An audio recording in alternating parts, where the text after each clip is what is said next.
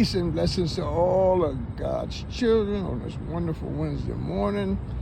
Yes, you're looking at a picture of a pine cone, and that pine cone is the central issue that I'm going to speak to you today. And I'm going to try something new this morning. That's somewhere I need to be. So I can do a little something here so you can appreciate, other than looking in this old mug here.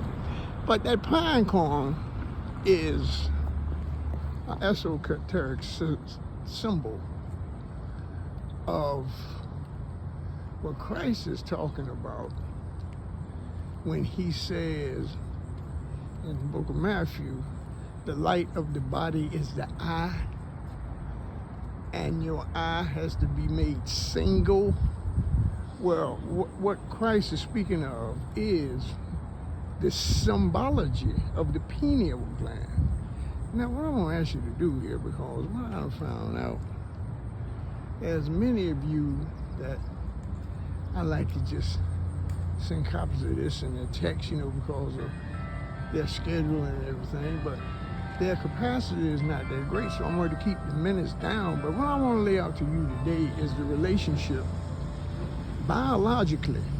See, yes, we are living in times of great revelation, the book of Revelations. We're living in the times of revealing.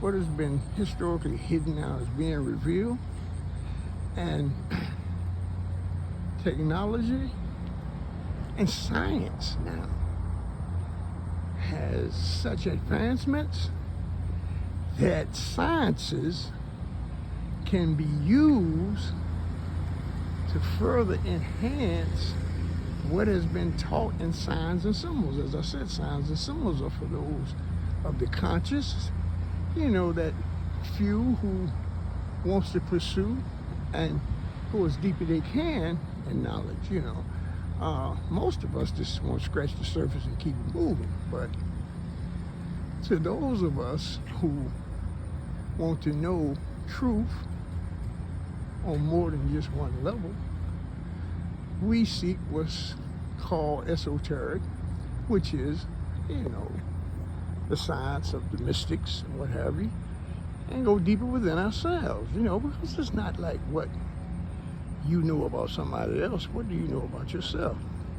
The pineal gland is a gland that we're commonly told that most children, it's functioning, it's doing its thing at birth. And the pineal gland, in esoteric language, is sometimes spoke of as the king. Now, who is the queen, you say? Well, that's the pituitary gland. Look that one up. Y'all Google and everything. I don't take my word for it. I want you to research this stuff.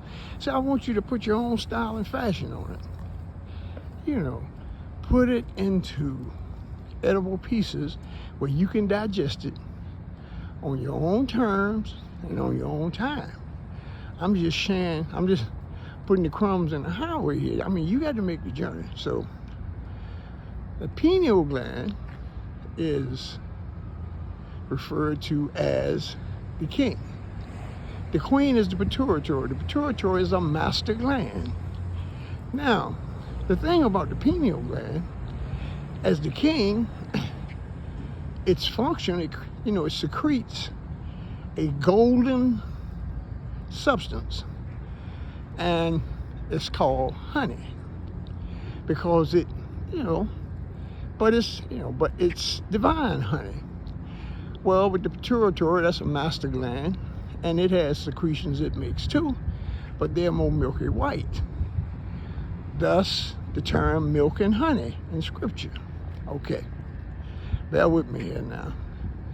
In Genesis, Jacob comes upon this man of God, wrestled with him all night, and at the end, the man of God gave him the name Israel, for he who overcomes is a prince of man and of God, and overcomes. But he touched him on his hip, and Jacob limped away, or Israel rather, limped away.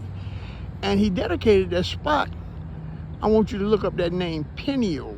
Pineal means face to face with God. See, what I'm trying to do is show you how enlightenment, what all of this comes together to be. When he anointed it, and like I said, he called that place, I came face to face with God and live, because understand some of the traditions of that time said, hey, you're face to face with God, you out of here like last year. And to a certain degree you are. However, you have to come face to face with him in order to know him. Peace and blessings. I pray I said something here. I'm going to continue this, but like I said, I got to be time concerned. Pray you have a blessed day.